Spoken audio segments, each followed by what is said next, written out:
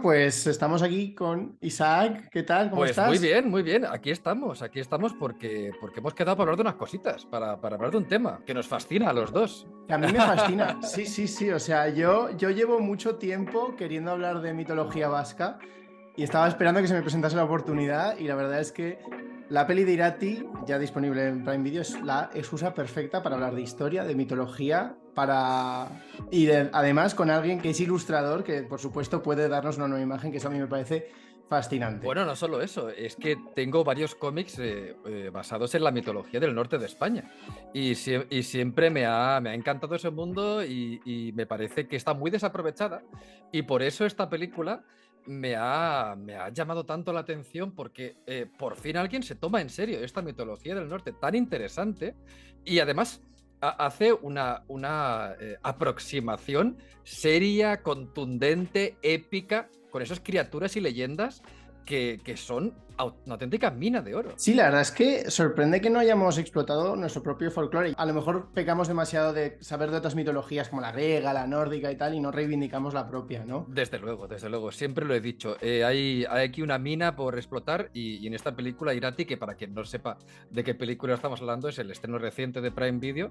Irati, que al fin y al cabo la trama es una trama muy humana, es una trama de un hijo que vuelve a recuperar su lugar tras un pacto que hizo su padre con ciertas fuerzas ancestrales y por su camino se tendrá que adentrar en el bosque y enfrentarse a misterios, leyendas, criaturas y situaciones que en ese contexto suceden con toda la naturalidad que puede suceder en un mundo donde eso existe, pero que para mí como espectador estoy pendiente de a ver a dónde nos lleva la historia continuamente. De hecho, es súper interesante porque en la mitología vasca se contempla el por qué ya no existen estas criaturas, ¿no? O sea, precisamente por lo que nos narra la película, ¿no? En un momento en el que llega el cristianismo y se expande el cristianismo, de repente ese mundo mágico entra en conflicto consigo mismo, con los humanos, etcétera, ¿no? Entonces me parece como que el momento que han elegido y los personajes que han elegido están muy bien escogidos para hablarte de unos temas mucho más grandes que simplemente él te vamos a contar una historia, ¿no? El darle esa dimensión épica que decías. Yo creo que lo interesante de los monstruos, de las leyendas o de los mitos es cómo afecta eso al ser humano, qué lecciones aprendemos de esto y cómo fuerzas que se escapan a nuestro control pueden darnos lecciones de vida interesantes. Para mí los mitos, y seguro que tú también lo ves así, siempre han sido una forma de relatar grandes historias a través de cosas mágicas y accesibles de una forma más directa. Al final, entender el folclore te dice mucho de la cultura, de la geografía, de la historia de ese pueblo, ¿no? Y además, estos son cosas que aparecen a través de pequeños guiñitos por aquí y por allá cuando lo tienes que representar de una forma visual, ¿no? En plan, como en una película o en un cómic o lo que sea. Entonces me parece como muy interesante. Pero bueno, vamos a decir qué vamos a hacer hoy aquí, Hombre, ¿no? pues ya que hablabas de una representación visual, yo ya tengo el lápiz calentito. Te voy a compartir la pantalla para que vayas viendo, ¿no? A Vale, ver, vale, yo tengo curiosidad, quiero porque voy a bichear. ponerme a dibujar un par, los dibujaría todos, pero un par de seres mitológicos que además tienen su mención en la película. No, no vamos a dar spoilers. ¿Y con quién vas a empezar Pues voy a entonces? empezar con la Lamia. Voy a empezar con la Lamia.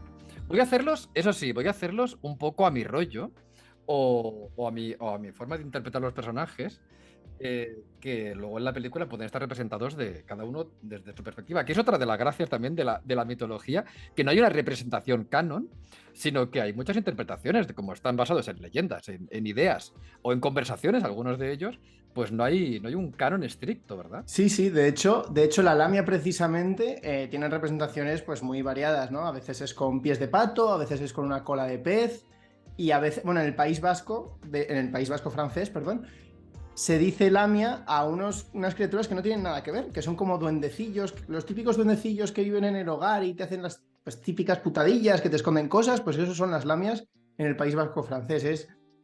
Porque, por supuesto, estamos hablando también de una cultura en la que, pues ha habido mucho aislamiento, ¿no? Y las comunicaciones eran un poco limitadas. Y también piensa que del folclore vasco tenemos muy pocas representaciones físicas. O sea, no es como la mitología griega que tenemos esculturas. Es que no tenemos representaciones físicas más que de formas muy, muy escasas por aquí y por allá. Entonces eso da un poder para imaginar tanto tú como artista, como un director de cine, como un creador de videojuegos, como, bueno, es que quien sea, se puede acercar a esta cultura de forma totalmente, pues un poco con esa libertad que te deja el silencio, ¿no? Es que esa es la gracia también de estos seres que están como que no están mancillados por una idea preconcebida que ya tengamos de haberlo visto en muchas representaciones y que podemos experimentar mucho con su imagen, siempre respetando un poquito pues a qué se debe su... Claro, una lamia no voy a hacerla con alas, por ejemplo, ¿no? Pero, Sí. oye, ¿qué me puedes decir de la lamia en concreto? Pues a ver, las lamias, la cosa es que las lamias, el nombre de lamia o lamia que en plural, realmente es el nombre también de una criatura de la mitología griega. Pero aunque tienen el mismo nombre, no tienen mucho que ver. La lamia griega es una devora niños, es alguien que, pues, que básicamente seduce a los hombres, se come a los niños porque fue condenada, pues lo típico que pasa en la mitología griega, que es que se acostó con Zeus y Hera le maldijo, ¿no? Pero en cambio, en la lamia vasca es una criatura que está asociada a los ríos o incluso a las cuevas a veces, pero no tienen una maldad inherente, digamos, es una persona o una criatura que se enamora de los hombres y enamora a los hombres, o sea, no es seductora en el sentido de voy a matarte, como una sirena, por ejemplo, ¿no? Sino que ella se enamora de los hombres. Sí que pasa a veces y hay mitos de secuestros de parte de las lamias, ¿no?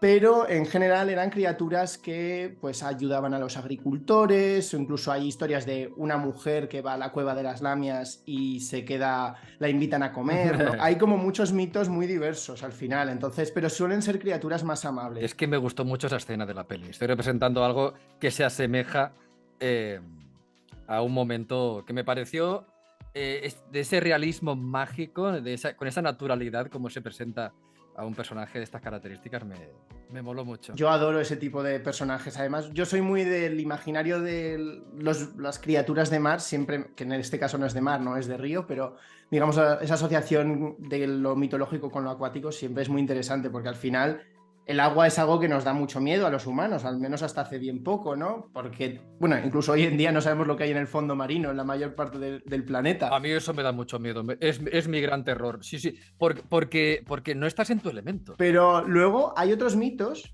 que dicen que la lamia era una representación, o sea, no era una representación, perdón, era una forma de Mari. Que Mari, que es la diosa madre, ¿no? Que también, bueno, sin spoilear, pero también hace alguna aparición en la película, como podía cambiar su forma, a veces se decía pues que ella misma adoptaba la forma de una lamia, que también eran sus hijas, ¿no? Para buscar entre los hombres o buscar alguna persona que fuese merecedora, ¿no? Y digamos un poco relacionarse con los humanos que eran también sus hijos. Me hace mucha gracia en estas historias que los humanos son exactamente lo que somos los humanos. Una molestia. O sea, realmente los humanos siempre estamos pues o estropeando los bosques o entrando en conflicto con la naturaleza. Y una yo creo que de los patrones más interesantes de esto es que los bosques, la vida, la magia, porque la magia existe en las leyendas, pero también existe en el mundo real. Hay lugares mágicos que están imperturbables porque el hombre no ha ido ahí a meter la zarpa. Y muchas veces es culpa del hombre que las cosas pues se tuerzan un poquito en estas leyendas. Lo que te decía antes, que hay criaturas que su desaparición se explica por la expansión de los humanos, ¿no? Como los gentiles. Los gentilac, pues, desaparecen cuando aparece el cristianismo porque se entiende que ya no van a poder vivir en ese mundo porque están asociadas a una divinidad que no tiene lugar. Y toda esta interacción entre lo natural y lo humano, ¿no? Lo artificial o, digamos, el deseo del hombre por conquistar la naturaleza, tiene mucho poder en estos mitos. Y yo creo que hoy en día también, ¿no?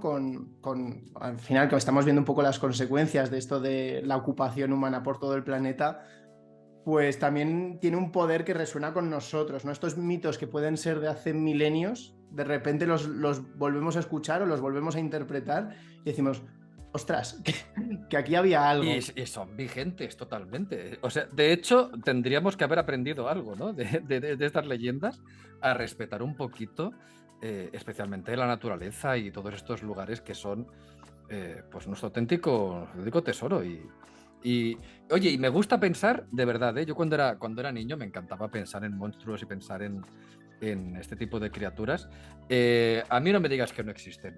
Yo, hasta que no me venga alguien con un papel donde ponga esto no existe, y de momento no ha venido nadie con un papel a decirme eso, considero que me los puedo encontrar algún día si hago una pequeña excursión norteña. Desde luego, el paisaje del norte, de la zona de los Pirineos, hay sitios que llegas y evidentemente no es que estén no tocados por la mano humana, pero se notan mucho menos, ¿no? Y parecen de repente que te has transportado a otro mundo. O sea, ya no es otra época, es otro mundo, ¿no? Si estás ahí un poco atento a la naturaleza, ¿no? Puedes ver esas cosas que a lo mejor nos perdemos cuando estamos un poco en la ciudad, rodeados de cosas que hemos hecho, de un paisaje puramente antrópico. Antrópico, qué bonita palabra. Esta es de mis palabras de la carrera. O sea, lo he dicho y digo, esta es palabra de puntos del Scrabble. ¿Qué significa antrópico? Es un paisaje que está muy modificado por el hombre. Que hoy en día entendemos que la mayor parte de la Tierra ha tenido algún tipo de paso del hombre, ¿no? Del ser humano, pero en este caso es cuando está muy, muy modificado, ¿no? En plan que se han hecho carreteras o se han incluso pues movido tierra para crear una presa, cosas así. Estoy deseando llegar a algún lugar y decir, vaya, vaya, qué antrópico. Volviendo un poco a la peli, estaba viéndolo y además digo, ¿dónde han podido grabar estas cosas? Porque obviamente tienes que hacer que parezca un bosque salvaje, ¿no? Seguramente haya una labor de producción y una labor de ubicación bastante exhaustiva, de encontrar lugares que estén lo más vírgenes posible, lo menos antrópicos posible, podríamos decir. Exacto. Pero también habrá un trabajo de postproducción, habrá un trabajo interesante de efectos especiales, postproducción, y que haga que todo además se magnifique, ¿no? Que al final es la gracia del cine, magnificar lo que ya tenemos. En ese sentido, chapo, porque no se notaba. Yo estaba en plan de, pues el bosque está bien cogido. Además, es que qué bosques, ¿eh? Qué bosques. Qué cosita. Bueno, yo no soy muy de bosque, de vivir no, pero de mirarlo sí, ¿sabes? Pero esa es la gracia. En la mitología al final es en plan de, no hace falta que los hombres vayan al bosque, es más que cada uno respete su lugar, ¿no? Por eso no vayas al bosque y te internes ahí y quieras vivir con las lamias, porque a lo mejor te pasa algo malo. Que simplemente pues tenemos que entender un poco ese equilibrio, que es, yo creo que es uno de los mensajes de la peli. Eso está bien porque no lo veía venir, yo te digo, ¿eh? Ah, ¿no? No sé por qué me daba una vibra de que iba a ser más histórico que mitológico. Bueno, sí que tiene alguna movida que ubica históricamente, ¿verdad? El tema de las guerras y tal, y los reyes, pero al final es el punto de partida. Oye, te está quedando espectacular. Bueno, esto es solo el boceto, ¿eh? Yo os animo a que esto lo compartiremos en las redes de Prime Video cuando esté terminado. Os animo a que os paséis por las redes de Prime Video y lo veréis terminado. Esto es el bocetico, esto es, pues bueno, la ubicación del personaje. Lo que haces en unos minutos, ¿eh? O sea, y encima distrayéndote con una conversación, o sea, yo no sería capaz. Oye, voy a hacer otro. Este lo dejamos como primer boceto de la Lamia. Vale. Y voy a hacer otro que me gusta mucho. Hablando de bosques, voy a darle caña a uno que me gusta. A ver, ¿con qué me sorprendes? Voy a hacer al Basajaun. ¡Ah! Lo vas a hacer como más tirando a la inspiración que hay en la... Porque cambia un montón la representación. Sí, voy a hacer una versión más clásica y dejo a los espectadores que vean la otra versión también. Porque claro, el Basajaun es el Yeti vasco, o sea... Totalmente. Al final todo el mundo necesita un Yeti. Todo el mundo que vive en un monte necesita un equivalente a un Yeti. Que decir, el Yeti, tenemos los trasgos, los ogros, ¿no? Estos criaturas gigantes que viven en el bosque y que te arrean si los ves, básicamente. En Cantabria es el musgosu. Yo había oído del busgosu en Asturias, pero claro, es que es todo la cornisa al final. Es que la mitología del norte comparte muchos elementos, ¿eh? Muchos elementos. De hecho, el tártalo vasco también recuerda mucho al otro cíclope que hay por otras partes, por Asturias y por Cantabria, que es el ojáncano. Ese no lo conocía. Realmente se nota que las leyendas se iban disgregando y se iban como viralizando, ¿no? Se hacían virales y comparten muchos rasgos. Sí.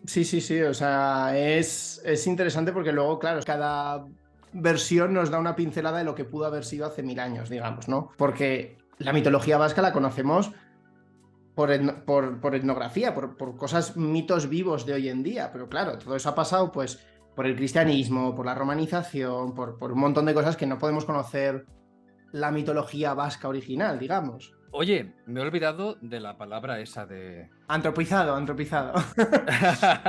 O paisaje antrópico, también se dice. Eso, antrópico. Ahí está. Oye, pues cuéntame cositas, Miquel, que sé que sabes, sé que sabes bastante de los asuntos estos. Bueno, te hablo un poco del Basajaun en sí, que también es una criatura en principio amable. No, esta también es un poco como es guardiana de los bosques. En principio ayudaba a los pastores a que un lobo no les devorase a las ovejas y digamos como que cuidaban de los pastores porque los pastores cuidaban del monte. Entonces, claro, esto te dice un poco de esa relación, pues lo que hemos hablado antes. Pero como ya te he hablado de la mitología, me voy a ir un poco al ámbito de la historia, porque esa es la otra vertiente que toca al final la peli de Irati, que es muy interesante porque, claro, de nuevo, estamos hablando de algo, o sea, son seres históricos, personajes históricos, pero por lo poco que sabemos realmente, en el sentido de que hay muy pocas fuentes, podrían ser perfectamente personajes mitológicos, ¿no? Son como semi-históricos. Y el protagonista de la película, de hecho, es Eneko Nekoitz, Íñigo Arista en castellano, que se supone que es el antepasado mítico, aunque sabemos que existió, de la casa de Arista, que es los primeros señores de Pamplona, ¿no? Que luego sería el reino de Navarra, durante la Reconquista, etc. Y está muy bien porque, como tienes esa falta de fuentes, te puedes inventar lo que quieras. Pero al mezclarlo con lo mitológico, precisamente están haciendo eso de crear un relato mitológico del antepasado, que es algo muy propio de estas sociedades, ¿no? Tenemos un clan y todo el clan se debe a un gran antepasado, al tatarabuelo, que no solo es que fuese una persona buena o grande o fuerte, sino que hacía cosas extraordinarias. O sea, realmente es mezclar un tipo de mito con algo que también se entremezcla, con algo mítico, aunque sea más mundano. Claro, es como crear en antropología y tal se llama como el mito fundacional, ¿no? Tienes que tener una especie de fundación que pues justifique toda tu historia de por qué mandamos, ¿no? O sea, si tu familia está mandando, no puede ser solo porque eran los que tenían más dinero o más gente a su cargo, sino porque pues realmente hubo alguien tan importante que hizo cosas que no podía hacer nadie más, ¿no? En el caso de la casa de Arista y el reino de Pamplona, pues digamos que se está recreando o se está reinventando ese mito a través de medios del siglo XXI, como es una película. Eso me parece interesante porque al final, con 4 pinceladas históricas, que son las 4 pinceladas históricas que tenemos, pues creas un mundo ya formado y en el que todo más o menos tiene sentido. ¿Cómo lo ves? Oye, lo estoy viendo súper bien, ¿eh? O sea, además ahora que le estás poniendo color, vamos, está ganando un montón. Voy a poner un poquito, no mucho, porque al final estamos aquí con el bocetito. Ya que estamos hablando del tema histórico, ¿a ti hay algo de así de la peli que te llamase la atención, históricamente hablando? O sea, fuera de la parte mitológica. No sé hasta qué punto el lenguaje, la forma de hablar, también tiene su referencia histórica. Los términos, los modismos.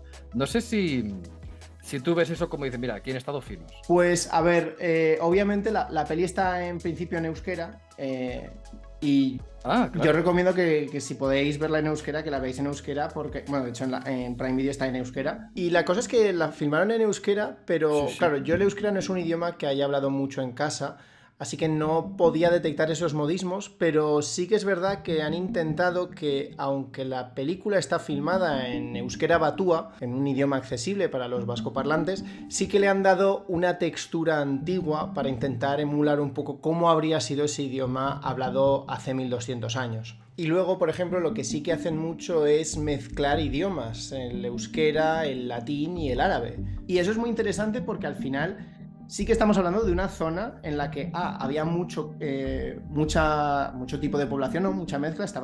Efectivamente estaban ahí los Banu Qasi, que eran visigodos que se habían convertido al Islam y que por tanto entre ellos también luego hablaban árabe, ¿no? Se habían arabizado.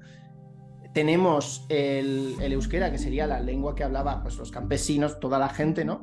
Y luego tenemos el latín, que es la lengua del clero y de los señores, que obviamente viene de pues, la romanización, pero después de la romanización se convierte también como en una cosa pues religiosa. Entonces, como estamos hablando de un entorno en el que el cristianismo está llegando, se está expandiendo y también están los cultos paganos, aquí la lengua se utiliza muy bien para reflejar un poco eso, ¿no? Esos dos mundos o esos dos órdenes que están intentando ponerse por encima del otro. Claro, es que a mí eso me parece uno de los puntos más interesantes de la peli. El lenguaje, es que el euskera además, es que el euskera tiene... El euskera sí que tiene magia y sí que tiene historia, tiene misterio. O sea, eso le añade aún más una carga de identidad a esta historia porque sí, yo recomiendo también verla en euskera. Obviamente, si no, pues te ponen los subtítulos y tal. Pero sí que me picaba la curiosidad de, supongo que habrán hecho un trabajo bastante poderoso de que la forma de hablar y los modismos y todo esto pues se ajusten a lo que tiene que ser la concepción temporal y espacial de la historia. Oye, voy a dejar este aquí. Uy, está chulísimo, oye. Ya te digo, son bocetos, ¿vale?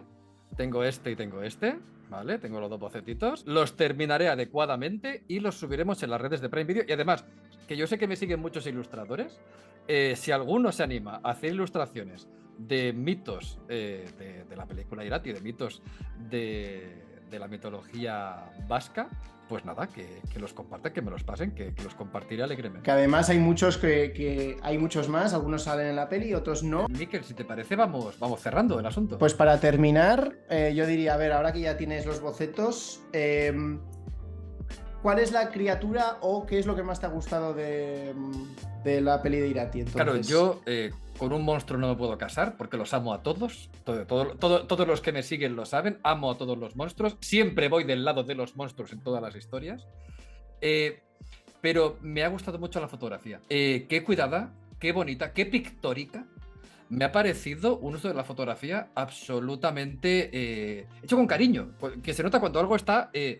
encuadrado y fotografiado, iluminado, coloreado con cariño. Me ha gustado mucho eso. Que eso yo es algo que he notado con los efectos visuales, por ejemplo. Que obviamente, pues sin meter demasiado CGI o de meter demasiado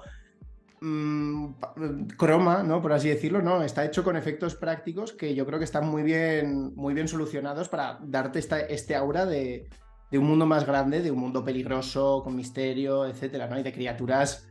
Pues de los monstruos que te puedan dar miedo, te puedan causar ternura, te puedan intrigar, que está muy bien solucionado, yo creo. Y los personajes, porque al final también estamos siguiendo la historia de un personaje que quiere conseguir algo, que tiene unas metas, que tiene unos encuentros que van a cambiar su vida. Y al final también es importante tener en cuenta que es una historia de personajes. De verdad, a mí me ha encantado. O sea, yo si no hubiera encantado diría, bueno, está bien. No, me ha encantado. Me ha encantado. Sí, o sea, es lo que dices. Yo creo que esa idea de es una historia épica, pero a la vez es una historia humana, que tiene muchos guiños a la historia y a la mitología local. Y sobre todo que al final, pues que incluso si no la conoces, ¿no? Si no conoces esa mitología, si no conoces esa historia, el aspecto humano es el que te llega. Pues nada, Miquel. Me da pena, pero vamos a terminar esta conversación. Espero que tengamos más de esta índole, porque siento que nos fascinan temas muy similares. Pero nada, nos despedimos y animamos a la gente a que vean Irati, a que nos escriban, a que nos dibujen y a que se fascinen igual que nosotros por todas estas leyendas e historias. Exacto. Y, joder, muchísimas gracias por compartir tu arte. O sea, es que lo estoy viendo y digo, madre mía. O sea, el del Basajaun me tiene particularmente intrigado. Yo creo, vamos, en cuanto salga esto, yo me voy a buscar los bocetos ya terminados y me voy a hacer con ellos o lo que sea, o los voy a compartir, o sea, porque me parecen espectaculares. Es un boceto, ya te digo, esto es un boceto. Lo subiré definitivo. ¿Qué ganas tengo? Oye, y muchas gracias también a ti por compartir pues todo eso que sabes, todo eso que controlas y por enseñarme una palabra que me acabo de olvidar de ella. Antropizado o antrópico. Qué antrópicos somos. Oye, un saludo a toda la gente que nos haya visto, un besico a todos, gracias por estar aquí y a ti, Miquel, y nos vemos. Nos vemos muy pronto. Muchas gracias por pasaros aquí y disfrutar de la película. Chao.